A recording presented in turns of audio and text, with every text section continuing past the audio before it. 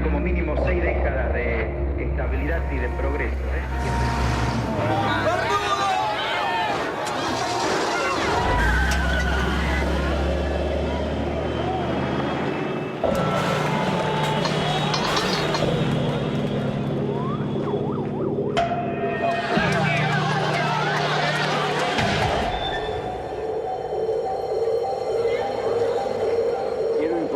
Que ante eso he decretado el estado de sitio en todo el territorio nacional. He informado al honorable Congreso. Nuestro país vive horas difíciles que muestran la culminación de un largo proceso de deterioro.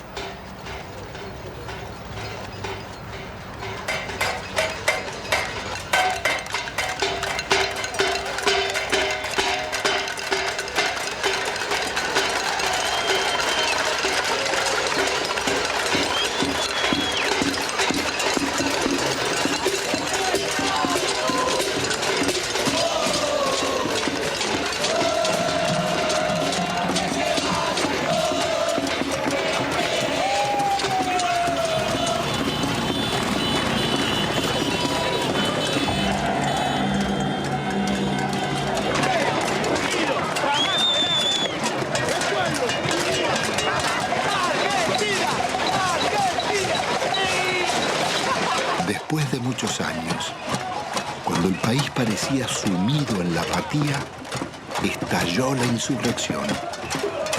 Era la patriada espontánea de los nadies, que haciendo sonar sus cacerolas, se derramaba por los barrios y ocupaba la ciudad de las instituciones y los bancos. Terminó de hablar y la gente se volcó espontáneamente. Acá no convocó a nadie. Yo tengo 50 años, hace un mes y medio que no trabajo, laburé todos los días de mi vida, todos los días. Porque no quiero el estado de sitio, porque no quiero ser una súplica del Fondo Monetario Internacional. Es un modelo que no va más, se tiene que ir de la Rúa y con él todos los delincuentes que lo apoyan.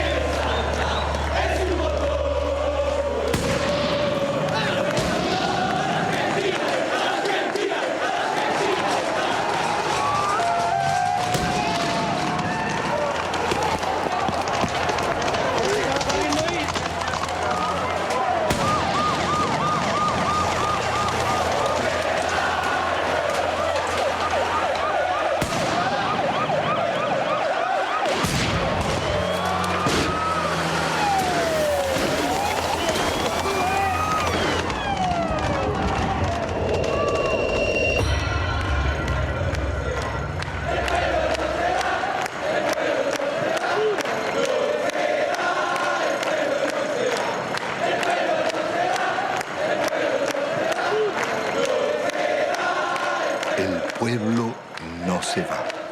Son trabajadores, amas de casa, empleados, jubilados y estudiantes, herederos de aquellos que por décadas habían desafiado dictaduras y persecuciones, soportado ajustes y en democracia traicionados.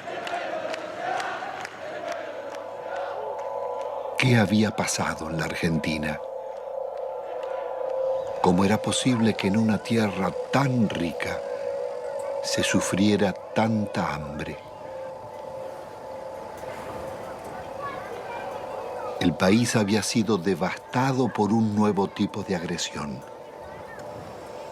ejecutada en paz y democracia. Una violencia cotidiana y silenciosa dejaba más víctimas sociales,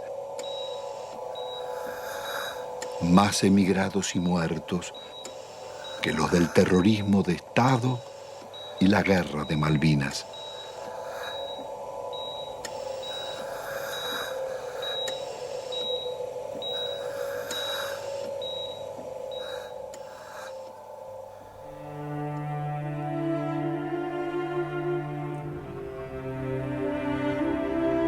En casi 2 siglos de vida independiente, la deuda externa argentina ha sido una de las causas del empobrecimiento y la corrupción y uno de sus escandalosos conflictos.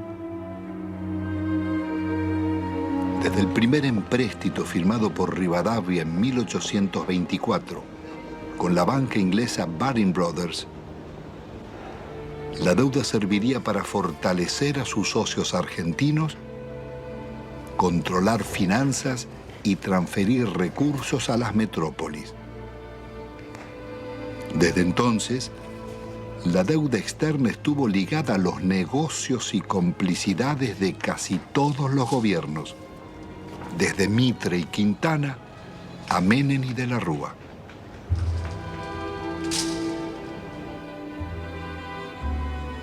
La política del endeudamiento fue gestando en la Argentina generaciones de tecnócratas y funcionarios más dispuestos a servir a bancos y corporaciones internacionales que a defender su país.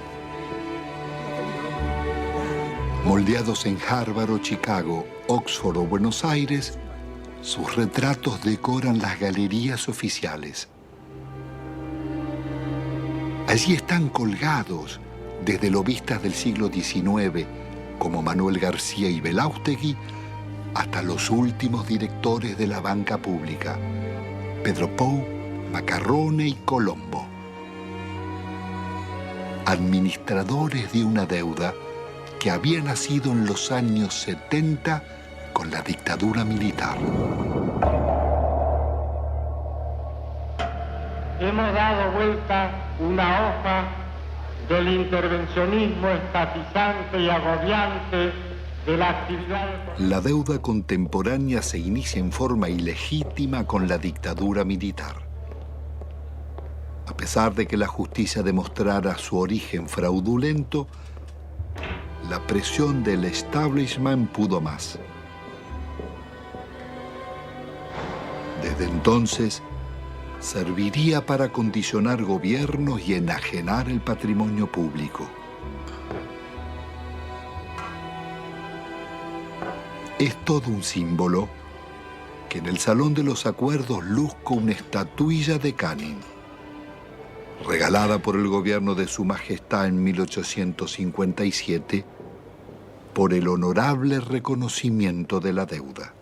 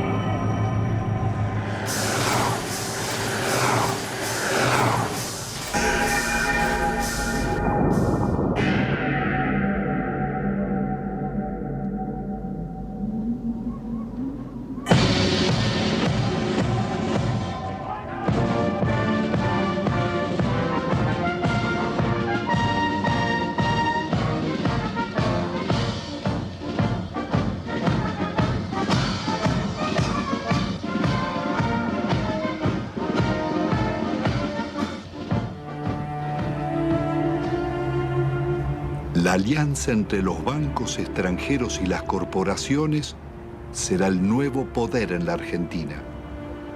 Después de 7 años de plan neoliberal, el gobierno de la dictadura deja un país hipotecado con una deuda externa de 45.000 millones de dólares. La mitad es deuda privada. Son 23.000 millones que dicen deber bancos extranjeros radicados en el país, como el Citibank, el First Boston, el Chase Manhattan, Bank of America, el Banco de Italia, Londres, Español, el francés y el Deutsche, y también el Banco Río, el Quilmes, Galicia y otros. Multinacionales como ESO, Fiat, IBM, Ford, Mercedes-Benz, Swift, Pirelli, los grupos empresarios locales de Pérez Compán, Bulguerón y Bridas, Macri, Techin, Fortabat, Pescarmona, Gruneisin, Soldati, Cogasco, Celulosa y otras. Una descomunal deuda privada que un alto funcionario de la dictadura le pasaba al Estado, Domingo Cavallo. Doctor Domingo Felipe Cavallo. Convertido en superministro de Economía de los gobiernos de Menem y de la Rúa, sería responsable del permanente crecimiento de la deuda y de los mayores despojos que sufriera el pueblo argentino.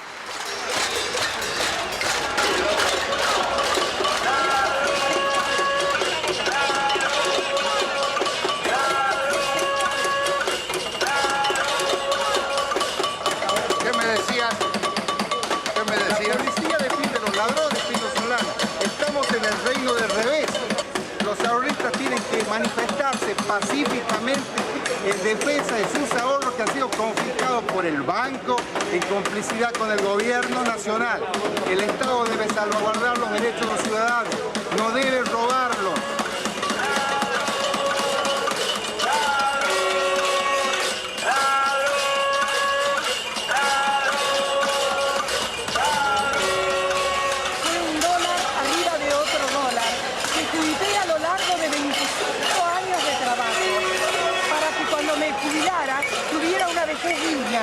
Cosa que el gobierno no me da. ¿Por qué no nos tratan los bancos como tratan a sus ahorristas en el exterior? Y yo los puse en bancos privados, porque desconfiaba de los bancos nuestros, porque ya me agarraron en el 89. Pero evidentemente soy una estúpida. Entonces, ¿qué necesitan? ¿Una bomba? Yo no soy de poner bombas, pero al menos me desahogo con la cacerola. Esta cacerola le hizo puré a mis hijos para que cada vez que la vea sepa que si me roban porque ellos son unos sinvergüenzas, pero yo luché por mis derechos. Yo soy el decano de los cañitas de Avellaneda. 65 años vendiendo diario y todos mis ahorros están en el Citibank. ¿Por qué no me lo devuelven? El gerente me dijo que me lo iban a devolver. Mentira, mentira y mentira. Y todos mis ahorros del sacrificio de mi vida los tengo ahí. Hay una deuda externa en la que los bancos le deben a la Argentina. Es una deuda inversa, en cierto modo, porque las casas matrices tienen que hacerse cargo de los depósitos bancarios. Eso está en la jurisprudencia argentina desde 1971, en el famoso caso Swift-Deltec, en donde se resolvió que la casa matriz era responsable por las deudas de sus filiales. Y es una estafa que el Estado tenga que hacerse cargo de las deudas del sector privado. ¿Y el caso de nuestra deuda externa? La deuda está plagada de ilegitimidades. Primeramente hay una ilegitimidad de fondo. Es ilegítimo pagarle a los bancos cuando hay 18 millones de pobres y 9 millones de indigentes. Hay una prioridad humana en esto. Segundo, hay usura. La usura está aprobada tanto que si se hubiera aplicado una tasa de interés normal, la deuda externa se hubiera terminado de pagar en 1988. ¿Pero cómo fue la estafa?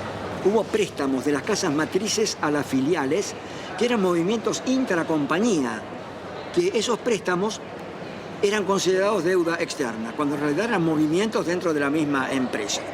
se compraban dólares. Esos dólares se los depositaba en una cuenta en Estados Unidos. Con la garantía de esa cuenta daban otro préstamo que entraba al país, se compraban dólares y así se lucraba indefinidamente con la tasa de interés. Es lo que se llamó en aquella época la bicicleta financiera, con la que se hicieron fortunas. Y precisamente los grandes beneficiarios fueron los grupos económicos que son los mismos de siempre. Al finalizar el gobierno de Alfonsín, la deuda externa se aproxima a 54.000 millones de dólares. Menem dejará en manos de la banca acreedora determinar cuánto se les debe. El Congreso jamás trataría la deuda, ignorando la Constitución y la denuncia de Alejandro Olmos. 10 años después, llegará a 130.000 millones. No confundamos a la gente con un mal concepto de la palabra deuda, porque todos queremos endeudarnos, pero después decimos que está mal que el país se endeude. Cuando crece el crédito, porque hay alguna endeuda. Es bueno, la deuda es buena. Todos queremos darle crédito, todos hablamos que hay que darle crédito a la población, que está surgiendo el crédito hipotecario. Es bueno endeudarse, no es malo endeudarse. Se vuelve absolutamente pertinente una cosa que los norteamericanos inventaron hacia 1898 con la ocupación de Cuba. En ese momento había bancos españoles que le habían prestado a la autoridad colonial cubana. Los norteamericanos dijeron, si el pueblo de Cuba no ha sido beneficiado por estos préstamos, no hay deuda. En 1923, cuando un banco británico, entonces el Royal Bank of Canada, le prestó a un tiranuelo de Costa Rica que se llamaba Tinoco unas uvas que estos utilizaron para sí mismos. El Royal Bank of Canada pretendió que Costa Rica le pagara y se produjo un pleito y el árbitro resultó ser un expresidente de los Estados Unidos, el presidente William Taft. El presidente Taft resolvió el litigio diciendo hay deuda, pero hay una deuda privada y no una deuda pública, porque no hay deuda pública si no hay un público, el público como destinatario, como beneficiario. Son actos que de ningún modo han beneficiado al público, más bien todo lo contrario. Han hecho que la persona que compra en un supermercado y paga el IVA resulte el quien paga finalmente estas deudas privadas de grandes empresas, de grandes compañías o de gente en todo caso muy rica. No cabe duda de que la deuda privada irregularmente estatizada, ilícitamente estatizada por el doctor Cavallo, debe ser absolutamente revisado. ¿Cómo se llama esa teoría, doctor? Se llama teoría de la deuda odiosa. Una directora del Fondo Monetario Internacional, Karen Lissaker, representando a los Estados Unidos, dijo, si aplicáramos la teoría de la deuda odiosa, toda la deuda del tercer mundo se caería.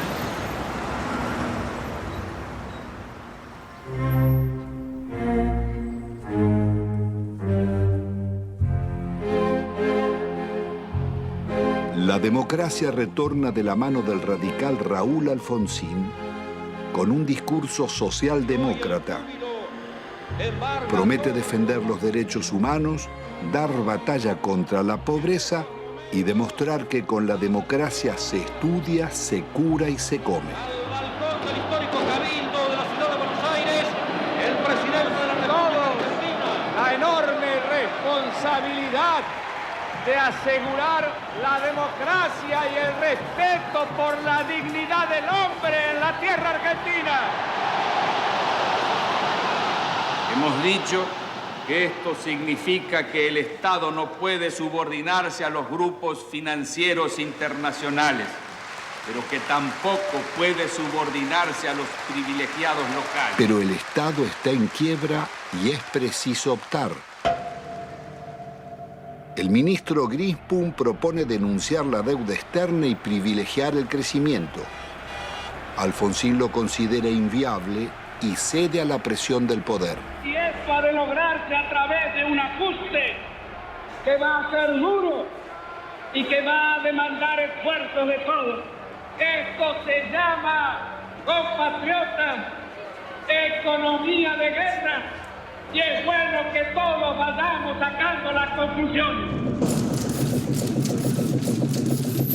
El drástico ajuste se llama Plan Austral. Una vez más, millonarios recursos públicos pasarán a los bancos y corporaciones. Alfonsín actúa con un doble discurso. Promete investigar la deuda, pero ordena al presidente del Banco Central legitimarla. Promueve el juicio a las juntas militares por los crímenes de la dictadura y 2 años después, las leyes de obediencia debida perdonarán los delitos cometidos bajo órdenes superiores. Es el logro de la insurrección de los oficiales carapintadas. La población sale de sus casas y desafía los tanques.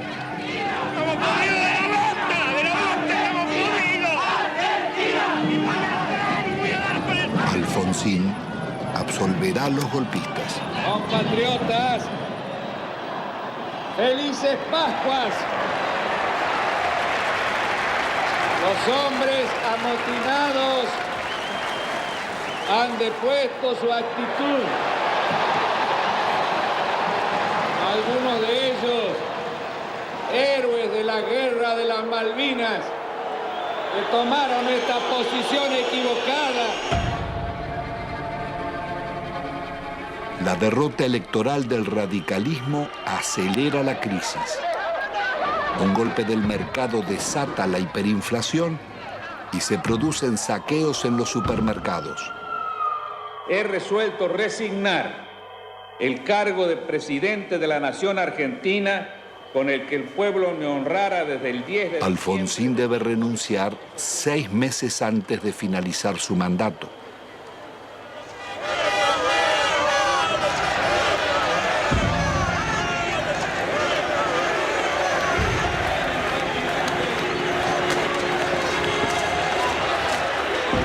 El justicialista Carlos Menem llega a la presidencia argentina después de haber gobernado varias veces la provincia de La Rioja, una de las más pobres del país.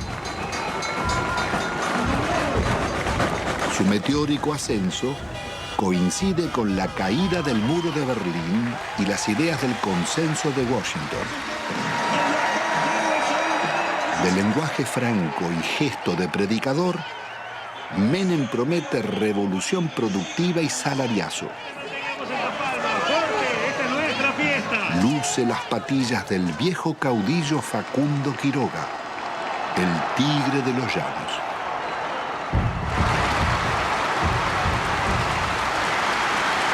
Argentino por argentino de pie, por los niños pobres que tienen hambre, por los niños ricos que tienen tristeza, por los hermanos sin trabajo, por los hogares sin techo, por las mesas sin pan, por nuestra patria.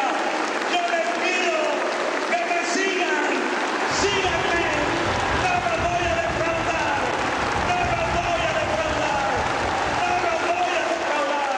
Ante la mirada de Dios y ante el testimonio de la historia, yo quiero proclamar: Argentina, levántate y anda. Hermanas y hermanos, con una sola voz para decirle al mundo: se levanta a la faz de la tierra una nueva y gloriosa nación. Son los tiempos del supuesto fin de la historia.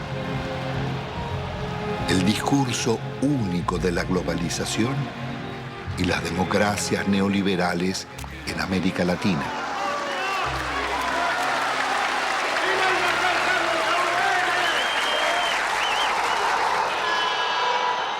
Días después, abandona las patillas y promesas reformistas y traiciona a sus votantes.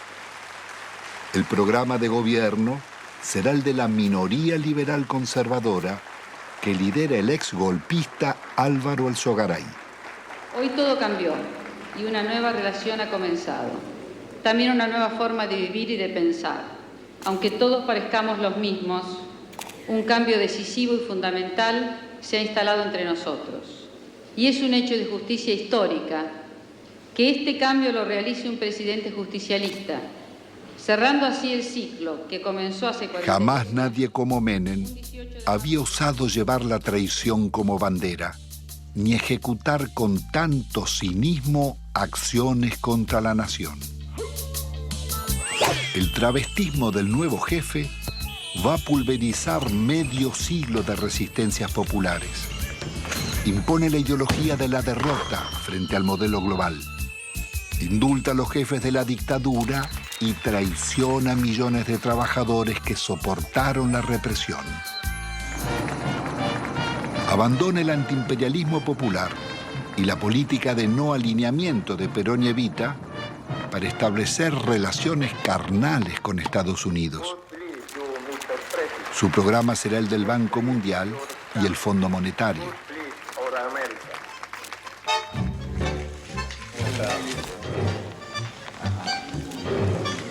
Pero la traición no fue solo la de Menem.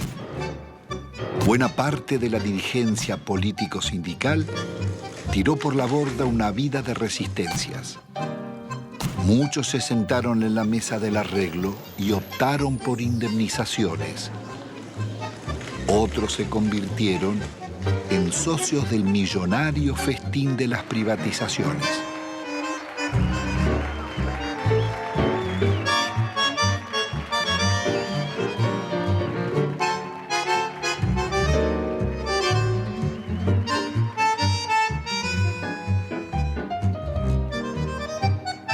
Senador Cafiero, usted que es un dirigente histórico del justicialismo, ¿cómo explica la traición de Menem? Bueno, eso sucede y no sucede raramente, sucede con bastante frecuencia en la vida política de todas las naciones. Hay un librito chiquito francés que se llama El elogio de la traición, donde se demuestra o se dice que es absolutamente intrínseco a la política la traición. Es decir, usted para llegar tiene que mentir, porque si usted dice lo que realmente piensa, la gente no lo va a votar. Y creo que eso se aplicó en la Argentina. Se aplicó siempre, pero con mucha mayor intensidad, admitámoslo, durante los gobiernos de Menem. Él mismo ha dicho que si hubiera dicho lo que él pensaba hacer, no lo hubieran votado. Entonces, dividió, a mi juicio, en una actitud que no guarda mucha correspondencia con la ética política. Pero esta es la realidad que vivimos. Después cambiaron ciertos parámetros internacionales, y bueno, y el modelo se fue agotando. Se fue agotando. ¿Cómo interpreta usted la existencia de una real mafiocracia? Poder económico, los bancos y la clase política. En eso, Pino, no quiero abrir un juicio, diría yo, absoluto. Mi larga vida humana y política me dice que a veces hay que relativizar un poco las cosas. No todo es blanco y negro. No todo es corrupto y puro. Hasta la misma sociedad argentina, en su conjunto, no puede atribuirse la pureza y asignarle la corrupción a sus clases dirigentes. En definitiva, las clases dirigentes emanan de la propia sociedad. En la Argentina no solo hemos fallado los políticos, y yo asumo la parte de culpa que me corresponde. Yo podría decir que han fallado muchos estamentos dirigentes de la sociedad argentina, y que si hay que hacer un juicio general, estamos todos en el infierno del Dante. Bueno, es indudable que la traición es muy efectiva. La traición es de una potencia política fenomenal, justamente porque es traición, porque te cala en lo más hondo, porque viene por la espalda, porque no estás preparado, porque se da de quien menos la esperás, si no, no sería traición. En ese sentido, el PJ es el alumno más desarrollado, más excelso de esa visión que expone Cafiero.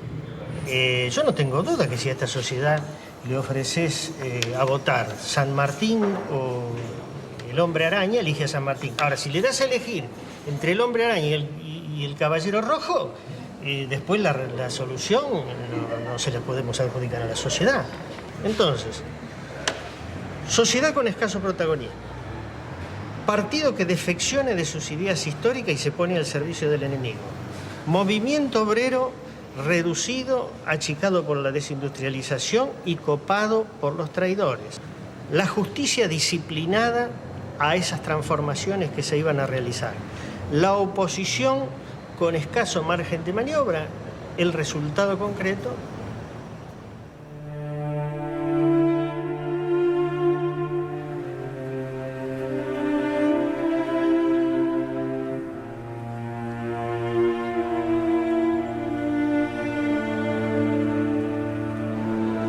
El modelo neoliberal de Menem sería inseparable de la degradación republicana y la corrupción. Su plan político requiere una Corte Suprema de Justicia y tribunales federales adictos, más la delegación de poderes especiales por parte del Parlamento. Al mes de haber asumido, consigue su ley de leyes, la reforma del Estado, que le abre las puertas a las privatizaciones. El Senado de la Nación trata hoy una ley trascendente para el país, que por primera vez va a atacar en forma frontal las deficiencias estructurales que tiene el Estado Nacional en su conjunto y a través también de sus empresas públicas. Nuestro reconocimiento en nombre del presidente de la República Argentina, porque con este proyecto en su ejecución iniciamos la revolución productiva.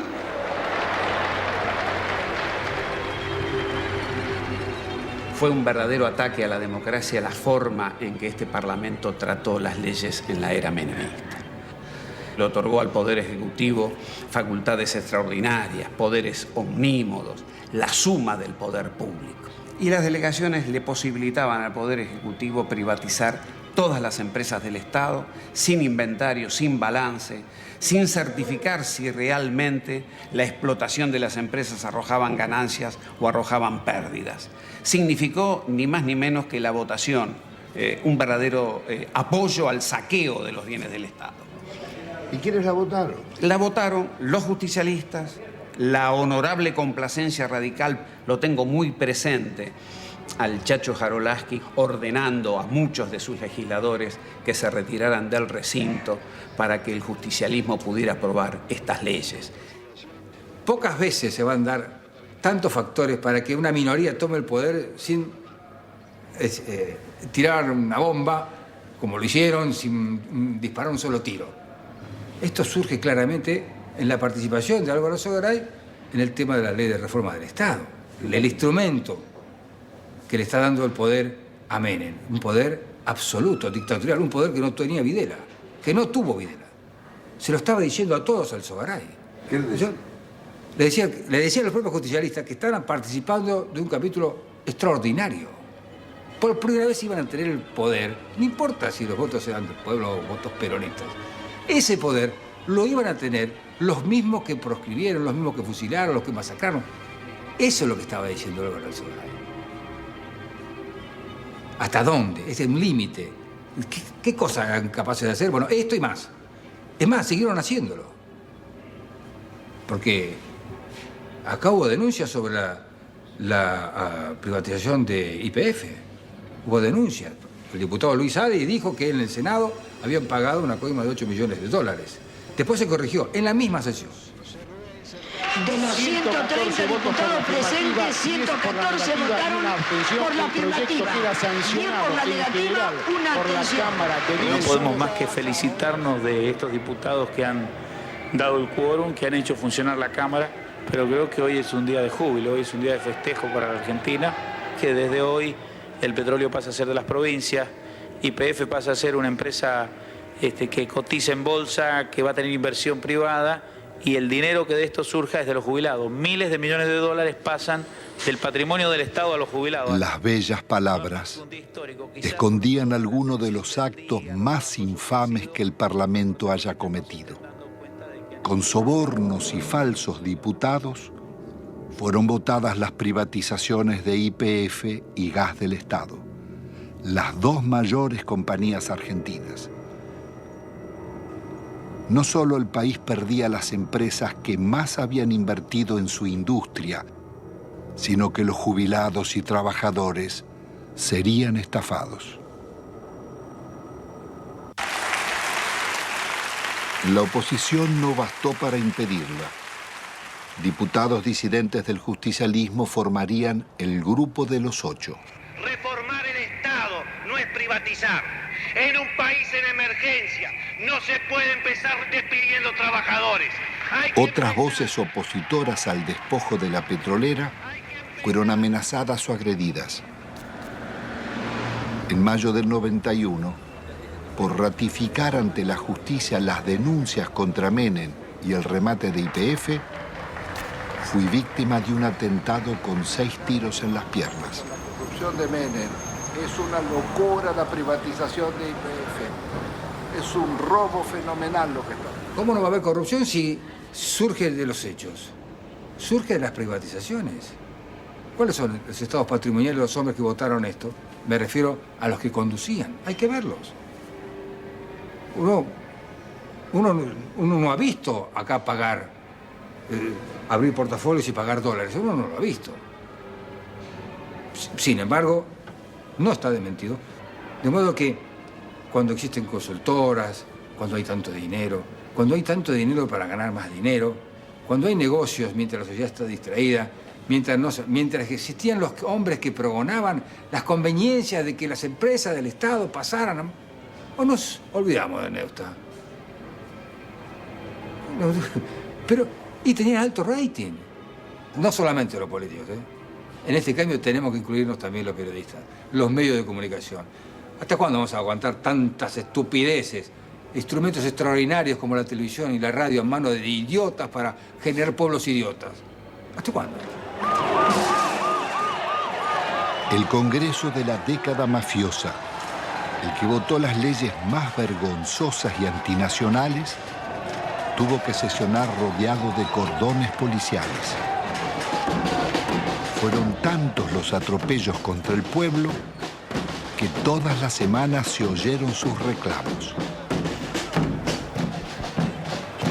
Llegaban jubilados, maestros, empleados estatales, estudiantes, obreros y desocupados de todos los gremios.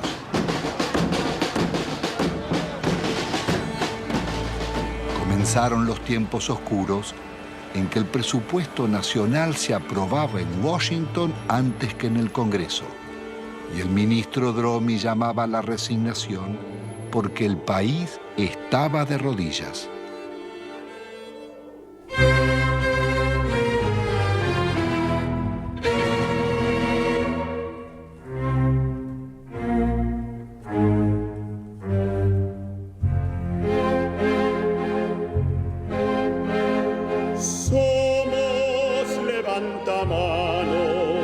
Obsecuentes, comedidos, votamos con ojos cerrados lo que nos manda el partido. Somos levantamanos, legislamos con olvido y al votante traicionamos a pesar de los silbidos.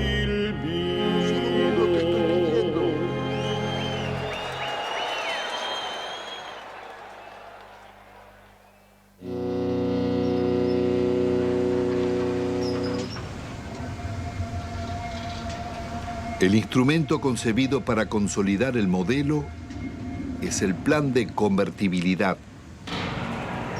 Abre las importaciones e impone por ley una mentira. Un peso vale $1.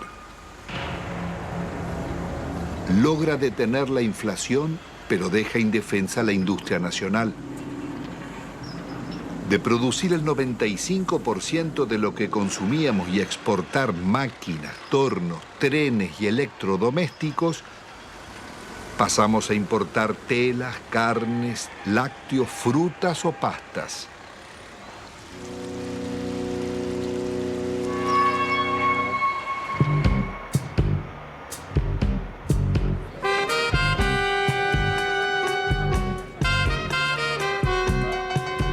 país se dolariza. Todo podía pagarse en pesos o en dólares. Pero con inflación cero, las tarjetas de créditos y los bancos cobraban intereses usurarios del 50% anual, cuando en Estados Unidos y Europa eran del 7%. La fiesta del dólar a un peso impidió competir a comerciantes y empresarios llevándolos a la quiebra. Desaparecerían miles de industrias y talleres, textil, metalúrgica, autopartista, manufacturas domésticas y muchas otras.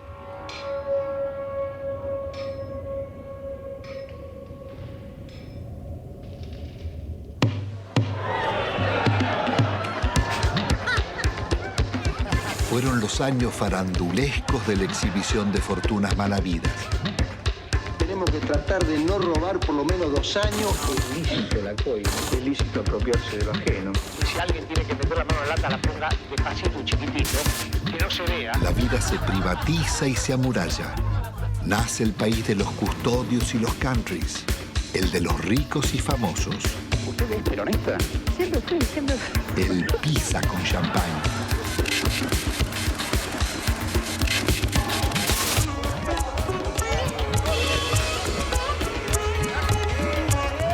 Tocar YPF, tocar el petróleo en Argentina era tocar a la madre, era lastimar a Gardel, era ofender la bandera.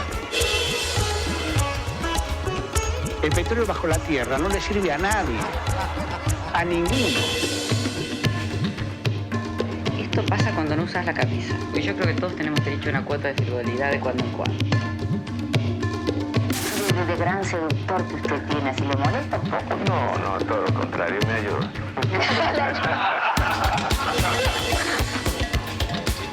Perdón, mi amor, porque realmente hace calor acá, ¿eh? Qué guapo que es, cómo mejoran la estética los políticos, ¿eh?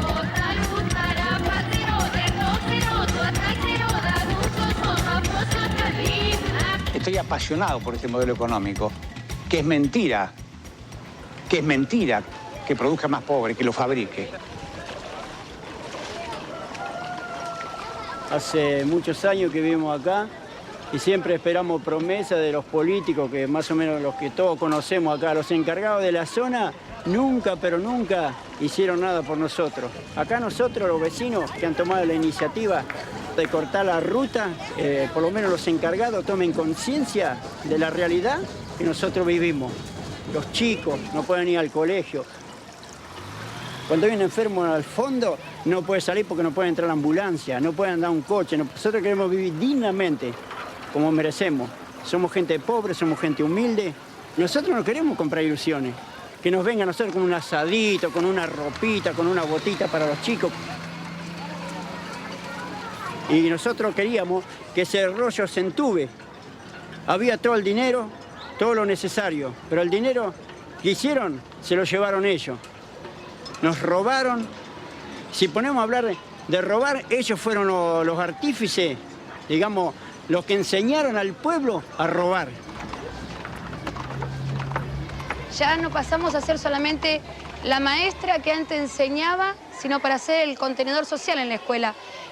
La mamá que te viene a pedir si tenés un par de zapatillas que te sobre de tus nenes, de enfrentar a la misma comunidad cuando tenemos el problema de la inundación. Somos centro de evacuación, pero albergamos a nuestros propios alumnos porque la tormenta le voló las chapas, porque no tienen dónde dormir. El chico está pendiente de lo que está pasando en la casa o pendiente de que terminan de repartir la leche y es el primero ir a la cocina para llevarse los sándwiches que quedan. No lográs captar un minuto su atención porque está pensando en otra cosa. Y a veces se te desmayan. O sea, se te desmayan y le preguntás, bueno, ¿qué comiste anoche? O ¿qué tomaste esta mañana? Y una sopita, te dicen, un té. Y se te desmayan, es muy frecuente. Nosotros ya estamos acostumbrados. Pero te da bronca, te da bronca. El plan de convertibilidad integraba un proyecto de dominación funcional al pago de una deuda externa que era incobrable. En 1992, el ministro Cavallo negocia con el secretario del Tesoro americano Nicolás Brady canjear la deuda por el patrimonio público que se ofrecía a precio de remate. Las empresas estatales podían comprarse con bonos del Estado que cotizaban al 15% de su valor nominal, pero se los reconocían al 100%. El acuerdo le haría perder al país más de 30.000 millones de dólares.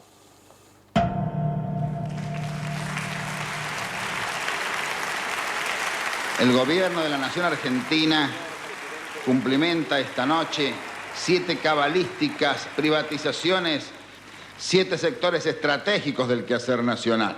Encaramos las privatizaciones de la televisión, de los teléfonos, de instalar el sistema del peaje, de instalar la concesión vial o la concesión ferroviaria, también de privatizar las radios y de incorporar, por supuesto, la privatización de la empresa estatal de la aeronavegación.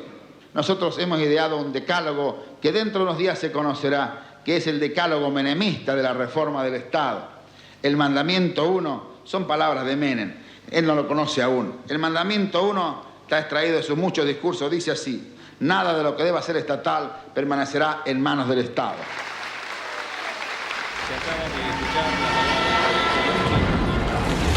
Nada quedó en pie. No importaba qué eran ni cuánto valían, ni cómo o por qué debían venderse.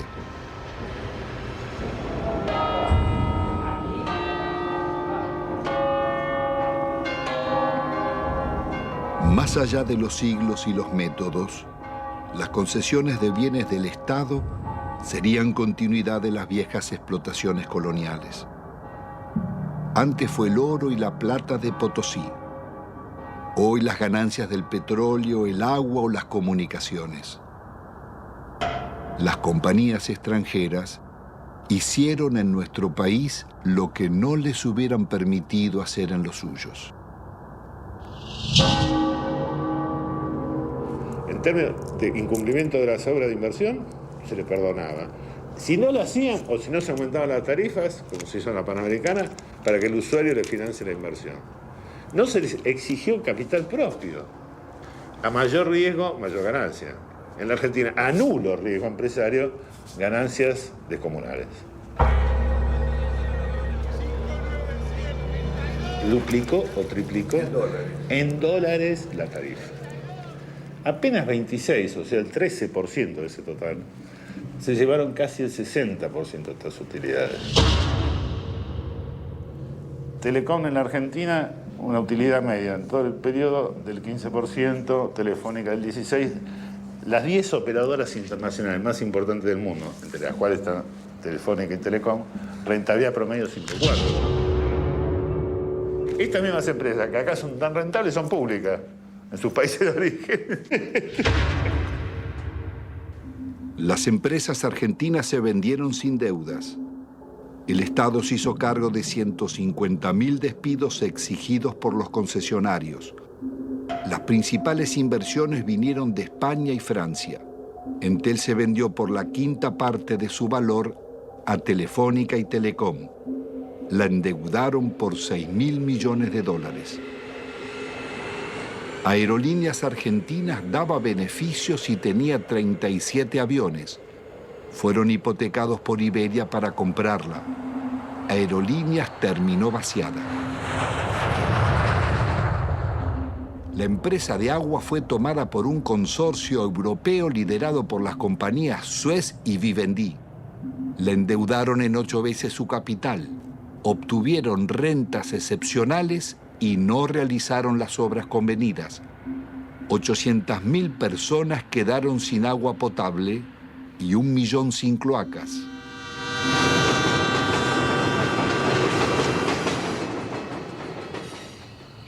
Quizás no exista en la historia nacional un vaciamiento igual al de los ferrocarriles. Fue el mayor golpe que sufrieron las economías regionales. Miles de familias tuvieron que emigrar. Había 36.000 kilómetros de vías Solo quedan 8.000. 95.000 puestos de trabajo, quedan 15.000.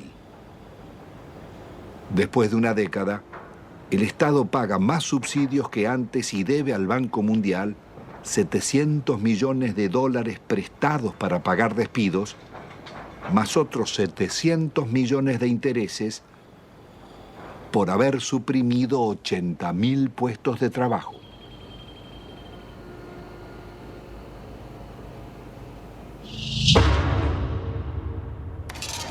Cuando se hicieron las privatizaciones, no había subsidio para nadie, al contrario, el argumento para privatizar ferrocarriles fue el déficit.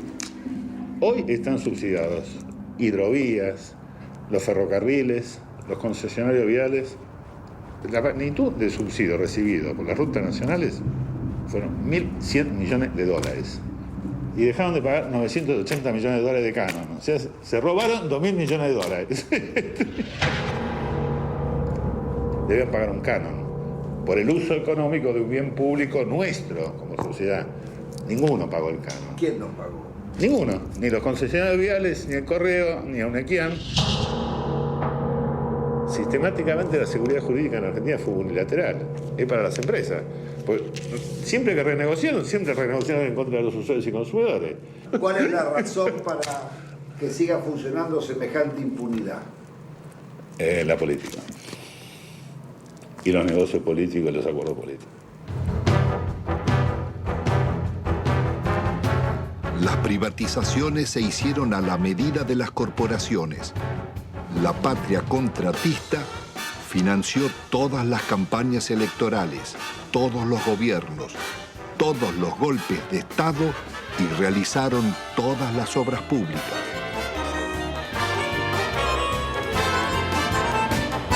Ningún otro sector gozó de tantos privilegios, mercados cautivos, subsidios millonarios, ventajas impositivas, sobreprecios, condonación de multas e incumplimientos, prórroga de concesiones y especificación de deudas en dólares. Fueron expertos para no cumplir los contratos con el Estado, defraudarlo, litigar contra él.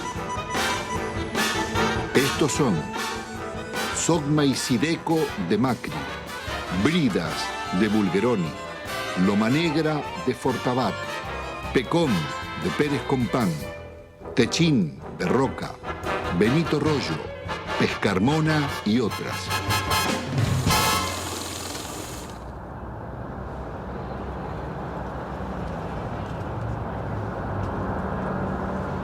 La desocupación estalló como una epidemia contagiando la sociedad entera.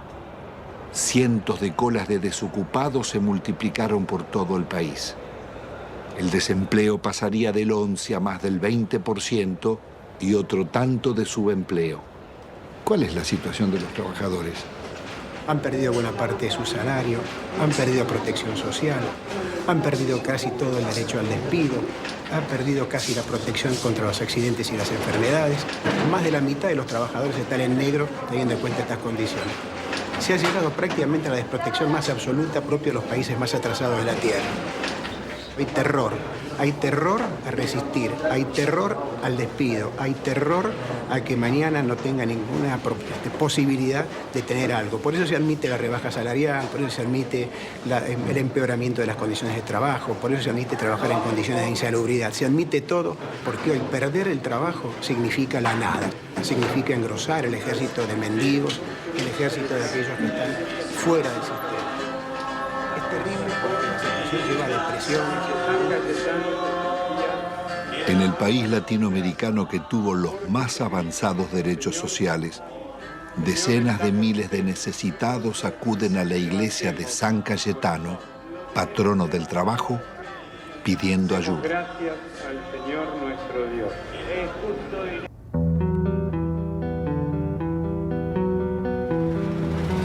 Argentina es un caso único en el mundo y en América Latina. No se conoce un país que haya entregado su gas y su petróleo sin haber perdido una guerra. Hay que pensar que fue una verdadera traición al país de una clase dirigente.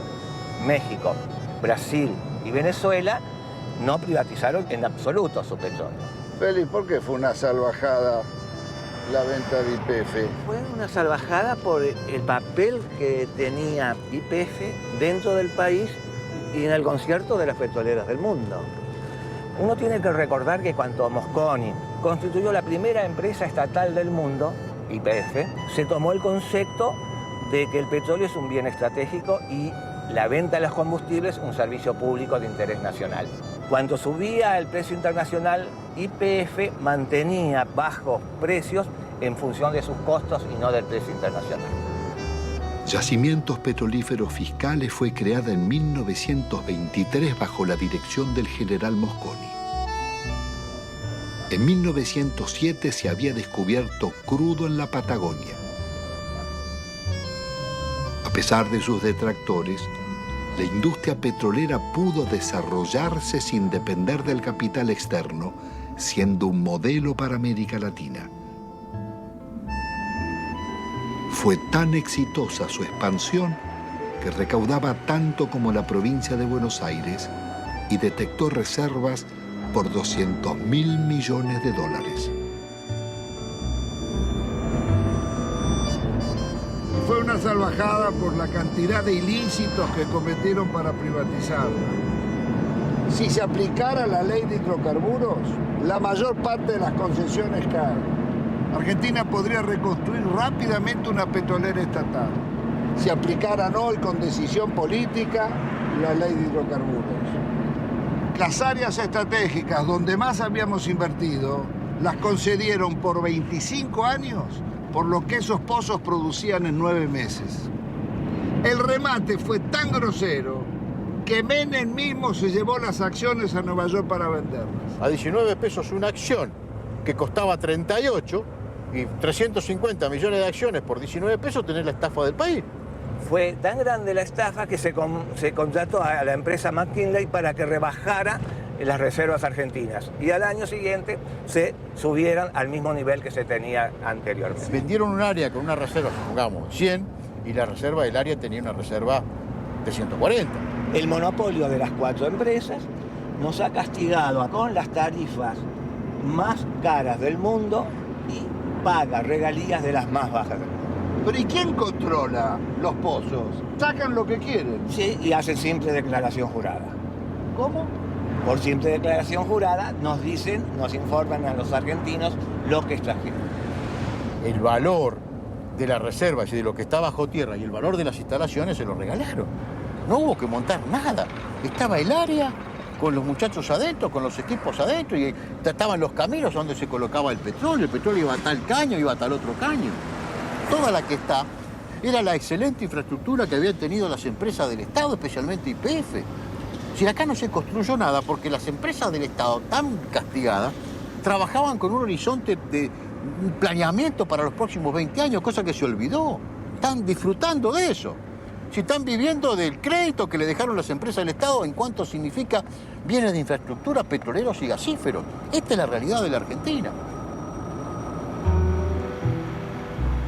Tampoco se comprendería el desarrollo industrial argentino ni la Patagonia sin la acción de YPF. Había desarrollado gasoductos, acerías, caminos y usinas e hizo nacer decenas de ciudades promoviendo el progreso social de sus poblaciones. Ahí estaban, entre otras, Comodoro Rivadavia, Caleta Olivia, Cutralcó y Plaza Huíncul, que fuera el primer campamento petrolero de la provincia de Neuquén. Bueno, todo esto que está desolado, que está tapiado, que está abandonado prácticamente, era lo que era Campamento 1 y este sector era la administración, el corazón de YPF. Y esto a partir de la privatización, la gente se comienza a ir porque tiene que buscar otros medios de vida, por eso se producen los abandonos de los hogares, digamos, se buscan otros horizontes. ¿Se ganaba bien? No, si los sueldos eran, no teníamos ningún problema. No había problema de salario acá, de necesidades. Nunca nos faltaba un peso a nosotros. Lo que pasó fue un crimen, un asesinato. Esto es impensable. Nadie podía imaginarse que podría suceder una cosa Las privatizaciones, acá por lo menos en la zona, se hicieron prácticamente sin inventario. Acá había un montón de elementos que había dejado YPF que desaparecieron. Grandes motores, por ejemplo, vehículos de rezago, material nuevo, trépanos, herramientas, ropa. Había muchísimas cosas que no estaban inventariadas y nadie sabe dónde fueron a parar. Acá se puede desarmar un galpón que nadie sabe dónde está, ni cómo está, ni por qué está. Bueno, esto es lo que queda de la empresa PEXE, que fue formada por el sindicato petrolero SUPE, para que los trabajadores de alguna forma hacerle creer de que iban a ser empresarios. La empresa presenta quiebra, hay sueldo, plata que nos deben. Eso contaba con la complicidad de la gente del SUPE que sabía de todo esto. Ellos conocían muy bien el desmantelamiento que se estaba haciendo de YPF.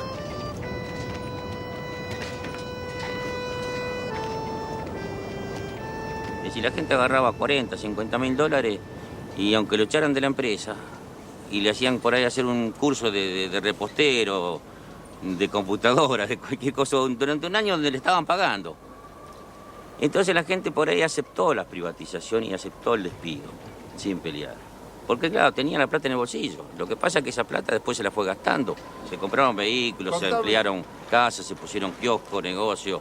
Mucho desocupado. Muchísimo desocupado. Nosotros podemos hablar de 5.000, 7.000 desocupados o más. No hay censo. No hay censo serio que nos diga hay tantos desocupados. Pero sabemos que son miles los desocupados. Sabemos que somos miles los que estamos subocupados y que vivimos a medias. Pero los desocupados no solo fueron los de YPF. A ellos se sumaron otros miles de las industrias y comercios que cerraban. Años después, en el invierno del 96, Utralcó protagonizaría una pueblada. Nos estamos cagando de hambre nosotros. Le damos el gas, le damos el petróleo, le damos la electricidad y nos pagan así.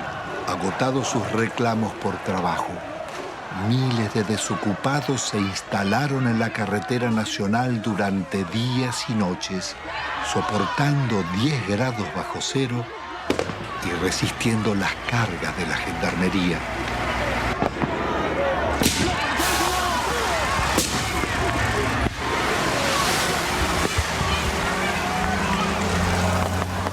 Con una victoria, estaban haciendo el movimiento piquetero y su primer corte de ruta. Me retiro del lugar y las fuerzas que vinieron conmigo también. La jueza ordenaba el retiro de la gendarmería. ¡El pueblo ganó!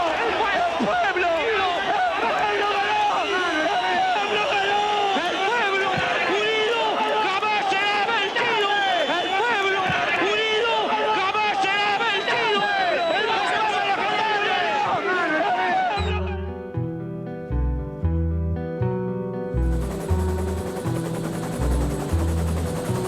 La del Estado era un orgullo de todos los argentinos y era una de las 2 o 3 empresas que en el mundo eran tomadas como modelo. ¿Por qué, Gustavo? Porque tenía un manejo de desarrollo gasífero en un país muy especial, con los yacimientos muy lejos, que era prácticamente un relojito. Entonces la copiaban los europeos y la copiaban incluso alguna empresa norteamericana. Y además porque en 50 años de trabajo había incorporado 5 millones de argentinos a disfrutar del gas natural. Y en 90 años anteriores que estaban las compañías británicas, solamente había 300.000 argentinos con un gas importado muy caro. Petrobras había tasado a gas del Estado en 25.000 millones de dólares. Nosotros, con la tasación de consultores internacionales, la vendimos en 2.500 millones de dólares. 10 veces menos. 10 veces menos. 10 veces menos.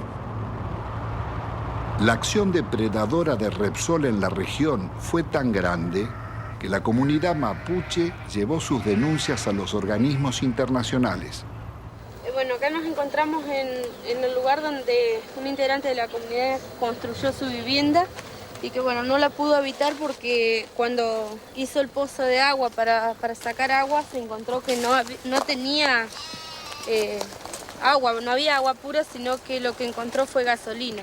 Este es el caño que puso mi papá en el año 95, supuestamente para sacar agua, para el consumo y para para sembrar algo. Y ahora ustedes van a ver qué fue lo que sacó. Sacó gasolina. Les voy a mostrar que es totalmente pura. Estamos a 7 años de la descontaminación que supuestamente debió hacer Repsol acá, y lo que sacamos no es agua justamente, es casi nafta azúcar.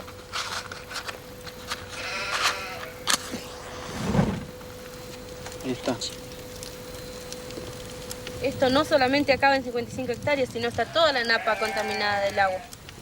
De acá hacia abajo, donde da el curso de la napa, el agua se va hacia abajo.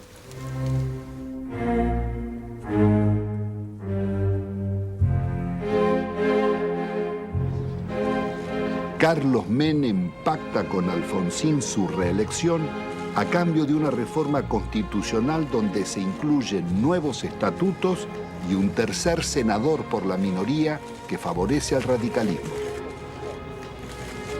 El Pacto de Olivos o Pacto del Bipartidismo se realiza sin consulta ni debate, de espaldas a la ciudadanía para garantizar la continuidad del modelo. La reforma viene a legitimar a Menem, que ha promulgado más de 300 decretos leyes, 10 veces más que en toda la historia nacional. Vaciados los partidos de propuestas de cambio y participación, poco quedó en el radicalismo y el justicialismo de sus causas fundantes. Se fueron transformando en organizaciones para el reparto de cargos públicos. Una corporación de profesionales que no reconoce ideologías y atraviesa transversalmente casi todos los partidos, sin otra lealtad que a sus privilegios.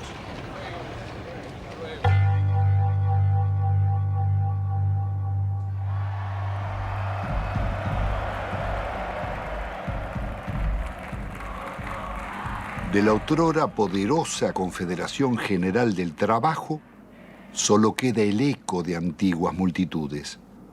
Su asociación fervorosa con Menem terminaría vaciando los gremios de trabajadores.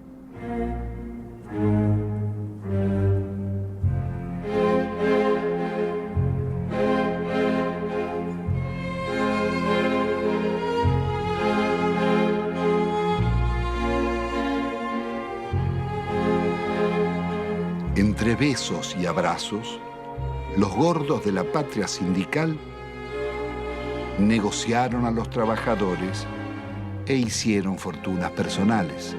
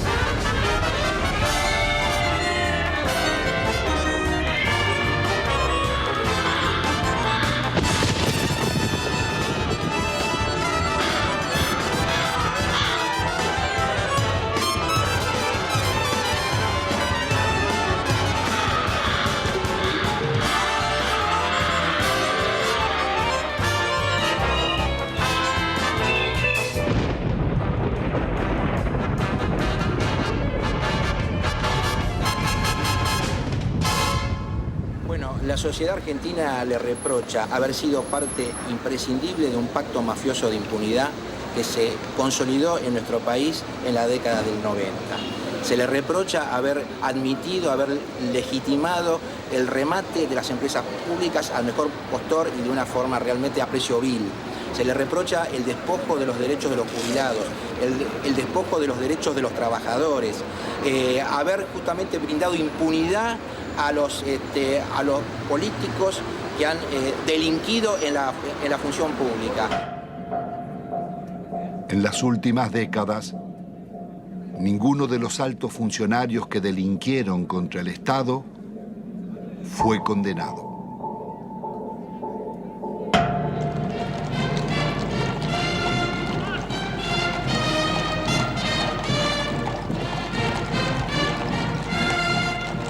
Al amparo de una justicia dicta, la asociación espuria entre la corporación político-sindical y el poder económico-financiero consolidará la mafiocracia. Desempeñar con lealtad y patriotismo el cargo. Señores, menuda tarea es la de conducir la marcha de un país, sobre todo en los tiempos difíciles y complejos del mundo actual, cuando términos como patria, bien común, moralidad, respeto al otro y amistad social se encuentran en baja o desmonetizados.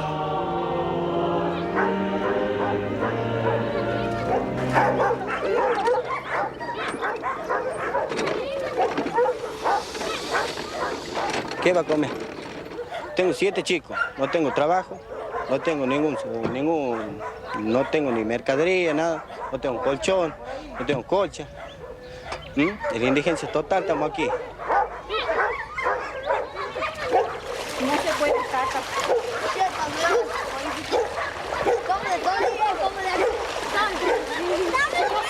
Así ya cayendo de las casillas. No hagan nada por aquí. No me pase y ve. ¡Chica! Mira la condición que yo estoy viendo, mira cómo se me ha mojado todo. No tenemos ayuda de nada. No sé, se creerá que somos perros, no sé qué se creerán que son los hijos de nosotros. A mí jamás me han ayudado con nada. Yo no tengo ningún plan, a mí no me dan ningún plan. No me pagan nada, no tengo nada. A mi chiquita les doy de comer polenta, olvido, eso les doy de comer. O mate cocido, porque no tengo. Es la verdad, no tengo. Usted mismo ve, se me moja todo porque no tengo. ¿Con qué me dan una casilla? Nadie me da una casilla. Siempre han prometido, sí, me han anotado todo, pero no me han dado nada. Nunca, a mucha gente, a la señora que está ahí, a toda ella. Doña Mariela, usted también venga después. Tengo una cosa, no sé, mi hermana a mí me dice, andate al médico, todo, porque está muy mal, está flaca, todo. Pero sabe que yo, es una cosa que yo ya no aguanto más, porque la situación como está, que no hay trabajo y que no tenga que darle de comer a mi hijo, a mí me duele un montón. Tiene que ella me pregunta, mamá, ¿qué vamos a comer? Y yo, ¿qué les voy a contestar? No hay, no tengo. Ellos no entienden, son chicos, pero uno le tiene que decir la verdad. Tiene que decir la verdad, pero bueno, a mí me duele decir que no tengo que darle de comer, pero es la verdad.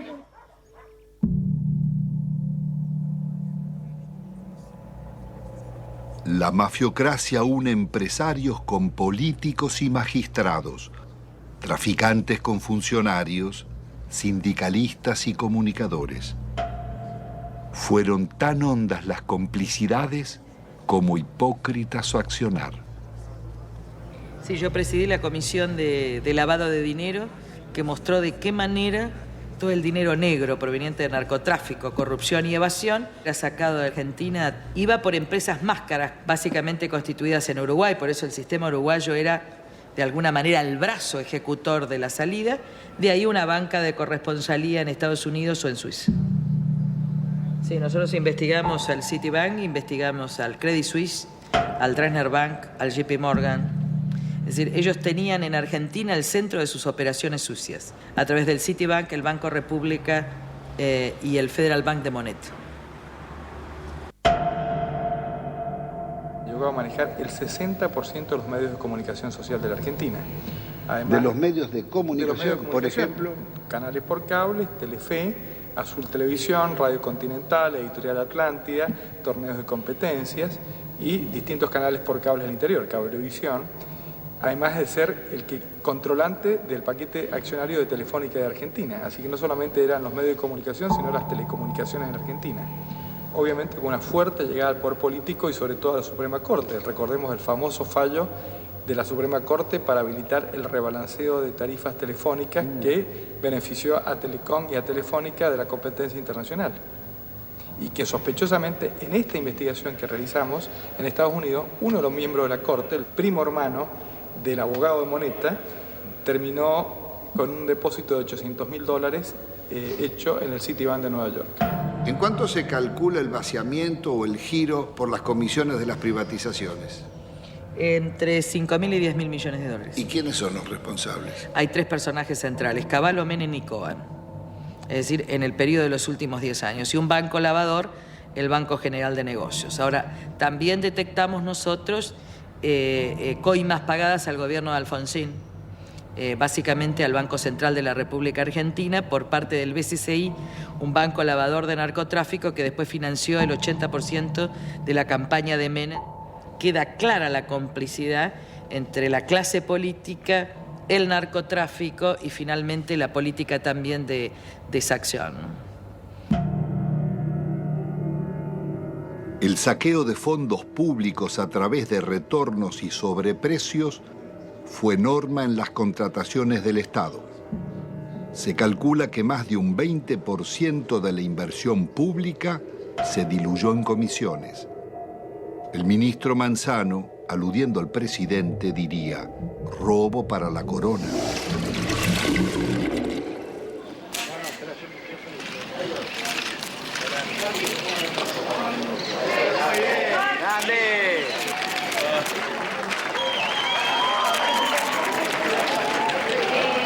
Presidente, ahí, presidente.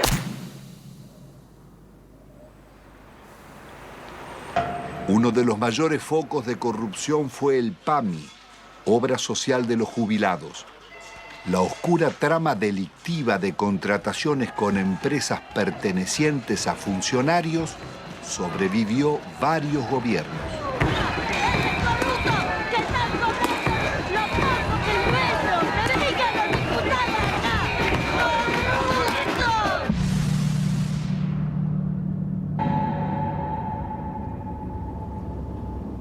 Yacyretá es una de las más grandes represas de llanura del mundo, con un dique de contención del río Paraná de 67 kilómetros de largo. Fue la mayor obra financiada por los argentinos y la caja negra de la política nacional desde la dictadura en adelante. ¿Cuál fue el mecanismo de la corrupción en Yacyretá?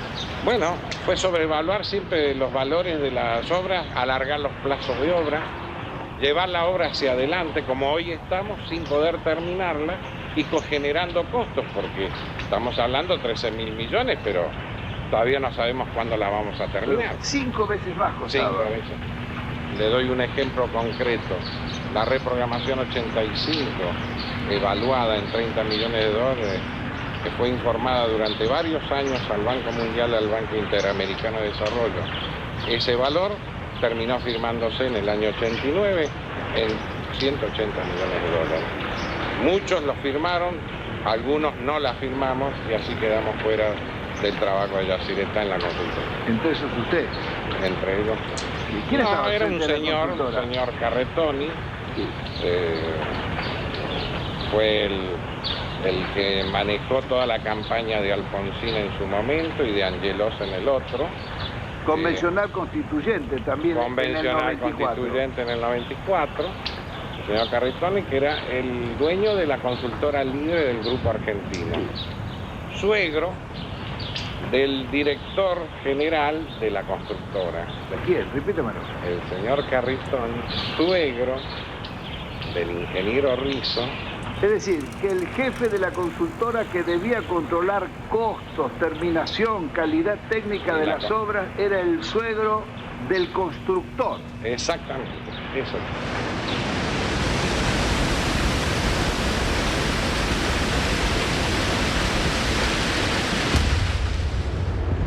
La Argentina enviaba armas rumbo a Ecuador en guerra con Perú, en momentos en que la Argentina era garante de la paz entre Ecuador y Perú. Violábamos también con armas hacia Croacia y hacia Bosnia, violábamos la disposición de Naciones Unidas para esta maniobra, fabricaciones militares, conducción del ejército argentino, fábrica militar de Río Tercero, por donde pasaron la mayor cantidad de armas que venían desde el norte argentino con zona liberada.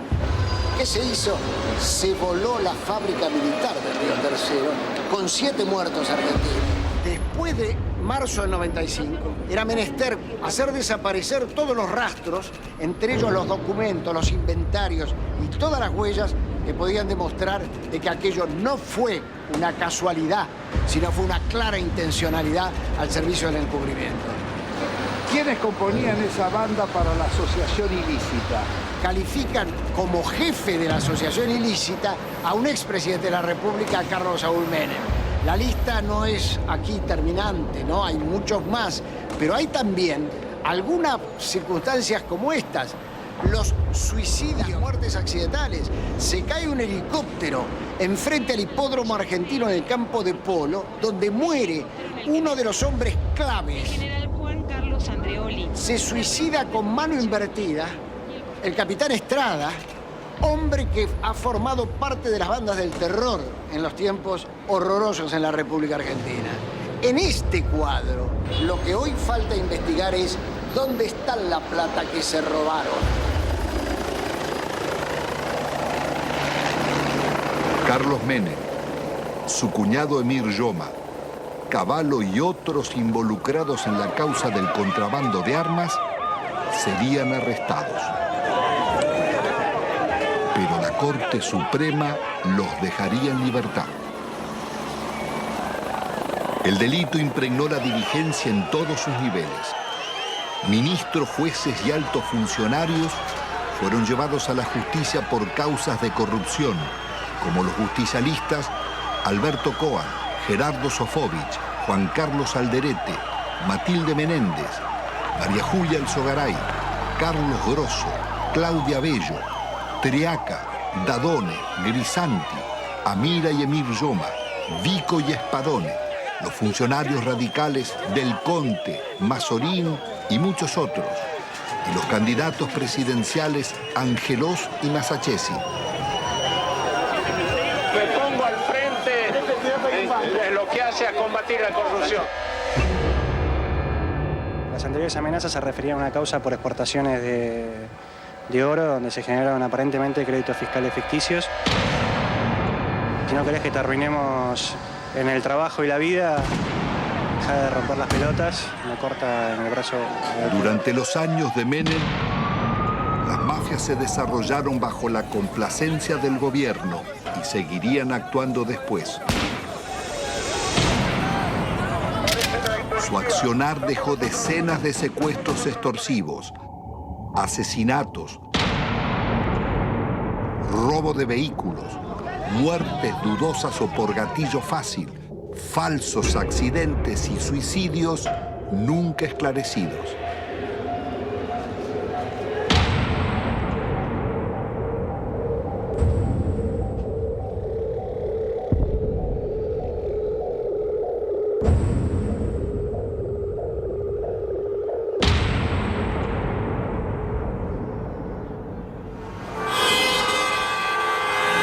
En la Argentina de los grupos mafiosos, la campaña mediática de la Alianza promete trabajo y lucha contra la corrupción, respetando el modelo económico y la deuda externa. Integrada por el Partido Radical y el Frente de Centroizquierda Frepaso, propone investigar a funcionarios, pero sin tocar la macrocorrupción de las privatizaciones ni el despojo financiero del país. Fernando de la Rúa y Carlos Álvarez derrotan al candidato justicialista Eduardo Duhalde. El nuevo gobierno continuará con las políticas recesivas del Fondo Monetario. ¡De la Rúa! ¡Arriba de la Rúa! Una vez más, el mandato de la ciudadanía será traicionado. Rebaja de salarios públicos y aumento de impuestos.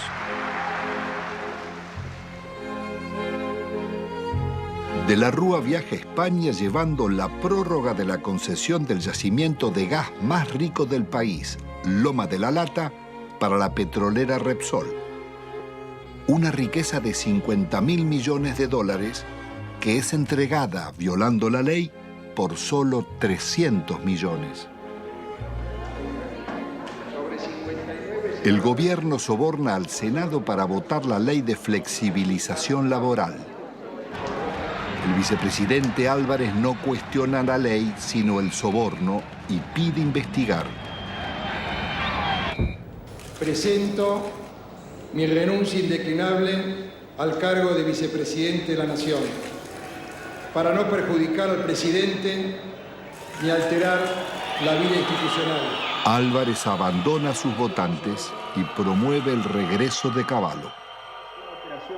Ungido superministro, renegocia la deuda externa. La operación llamada Megacanje es otra gran estafa que le costará al país 55.000 millones de dólares.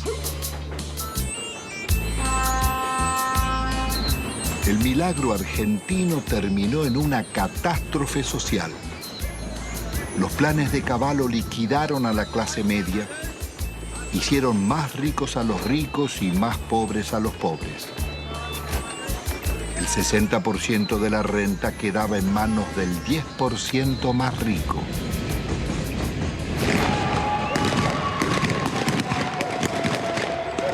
Está padeciendo la gente tiene hambre, somos guerrilleros, mira la hambre que tenemos. De la Rúa opta por la represión. 2 jóvenes desocupados son asesinados en Corrientes al desalojar un puente. Otros 3 piqueteros baleados en Salta y Jujuy. Jamás un presidente constitucional había dejado tantos muertos en tan poco tiempo.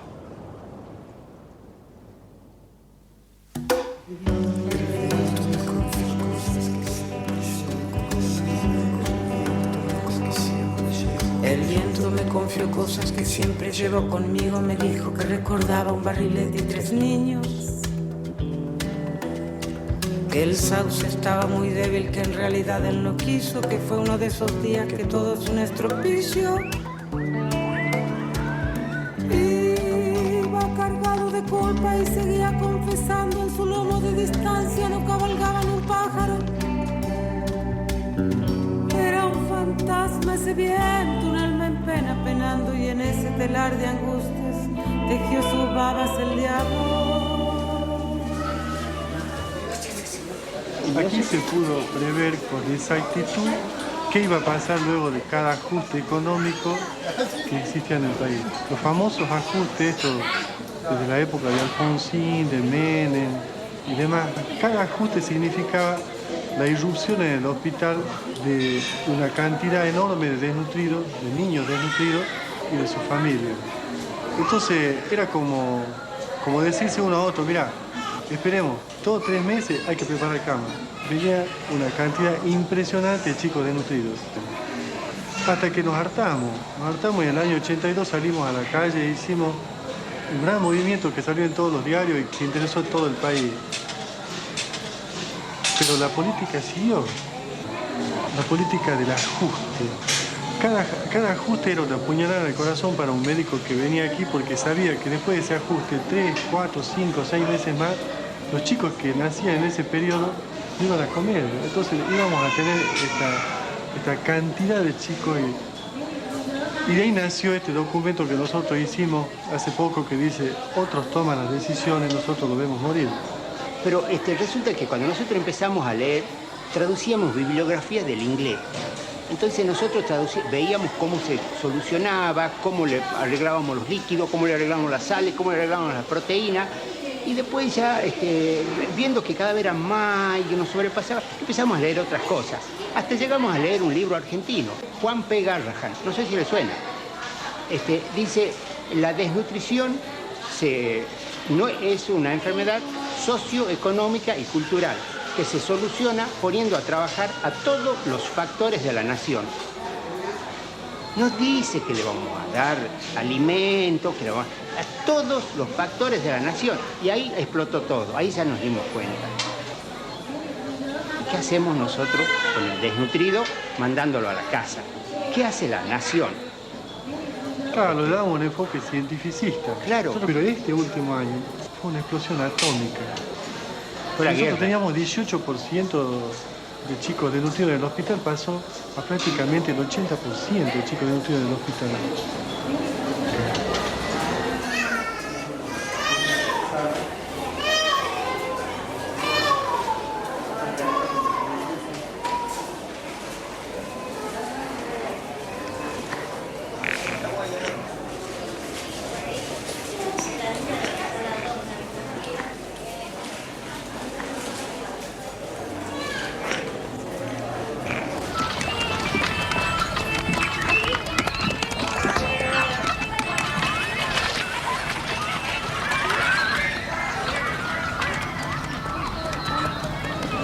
Ustedes ven un basural, los niños sin padre, una chica de 14, 15 años embarazada, ningún padre, un montón de los hijos de nadie, donde comen un día sí, un día no. Y yo le digo a esa chica que tiene 14, 15 años, mira, dale a tu nene para que la diarrea, pollito, polenta, lechecita, agua limpita. Y bueno, eso es una falta a la ética, eso es una crueldad inconcebible. ¿Cómo le voy a decir si ella está comiendo de la basura? Los chicos viven de la basura. Estos son sobrevivientes de la tercera generación de desnutridos o de la segunda generación los que están dando a luz estos chicos. Porque cuando se produce el fenómeno mueren muchos chicos. Los que logran sobrevivir, sobreviven con baja estatura, con menos fuerza, con menor capacidad intelectual, pero no por eso dejan de ser personas, y no por eso dejan de tener sentimientos. Eso de calificarlos como si fuera un subproducto de la sociedad es indignante. Son personas como vos y como yo. No solamente desde el punto de vista de los derechos, sino desde el punto de vista de que también le duele un hijo, de que también le duele una criatura que se le muere, que se le enferma, y de que también tiene derecho a tener su casa, su agua potable, su comida todos los días, su trabajo. Los derechos, aquí hablamos de derechos humanos. ¿Qué derecho humano tiene esta persona? Se le han pisoteado todo, absolutamente.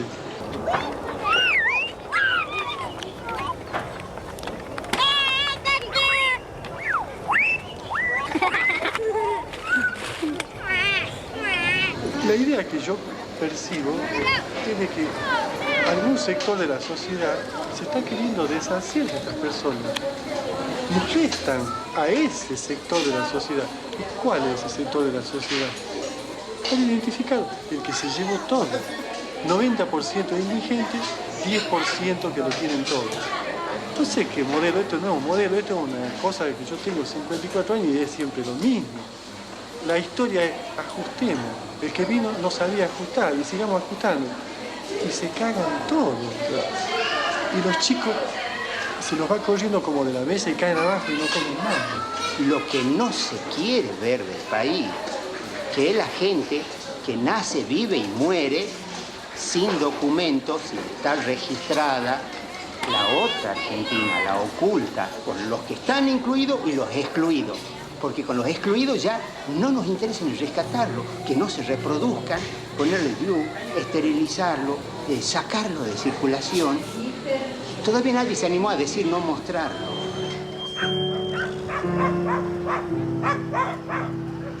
Produciendo nuestro país una riqueza alimenticia capaz de satisfacer 300 millones de personas, los niveles de pobreza que denunciaba la película La Hora de los Hornos en los años 60 serían apenas el anuncio del genocidio neoliberal de los 90. De enfermedades curables o desnutrición, mueren cada día en Argentina 55 niños, 35 jóvenes y adultos, 10 mayores. Un promedio de 35.000 personas por año.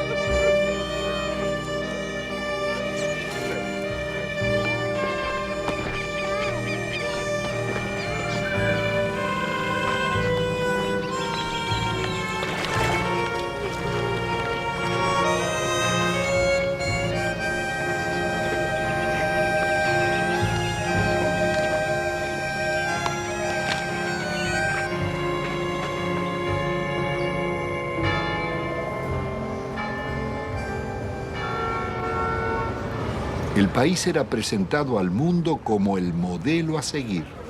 El Fondo Monetario homenajeaba a Menem en Washington por el milagro argentino. Presidente, esta foto para mí va a ser estupenda para mí. Para mí también. La suya no sé. No, sí, vamos, ya no sé. Me parece que ya le dije que una foto con el diablo siempre es peligrosa. No, por favor. La responsabilidad de nuestros gobernantes en el genocidio social no exime a los organismos internacionales ni a sus mandantes, Estados Unidos y Europa, ni a las injustas relaciones comerciales del norte con el sur. Los programas económicos neorracistas que dieron grandes beneficios a costa de segregar y producir la muerte prematura de millones de personas son crímenes de lesa humanidad en tiempos de paz. Sus autores y ejecutores no pueden gozar de impunidad.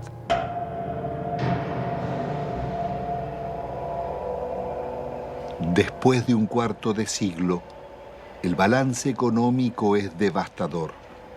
La deuda estatal y privada pasó de 7.800 a cerca de 170.000 millones de dólares, pero se ha pagado en concepto de servicios casi otro tanto y 150.000 millones se han fugado al exterior.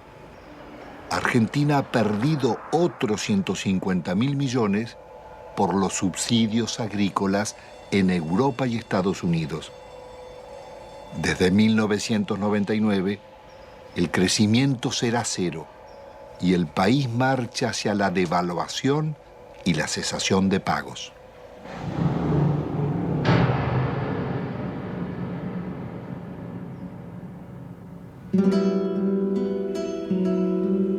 Al terminar esta memoria, quizás quede el sentimiento que la realidad no puede cambiarse, o que los responsables del saqueo son los triunfadores y nosotros los derrotados. Pero la realidad fue distinta. Ni la dictadura, ni Menem, ni de la Rúa consolidaron sus proyectos, ni los bienes concesionados se perdieron para siempre porque pueden recuperarse.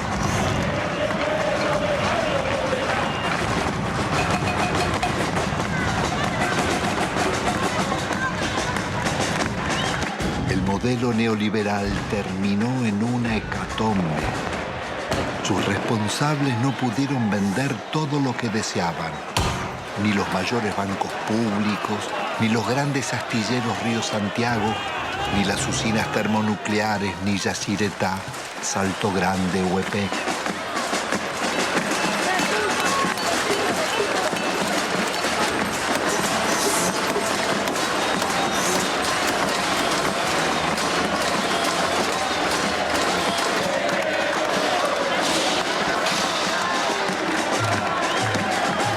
Menem y de la Rúa tampoco pudieron imponer la salida represiva, ni acallar las marchas del silencio ante los crímenes mafiosos y el gatillo fácil, ni frenar la permanente acción de las madres, abuelas e hijos de desaparecidos.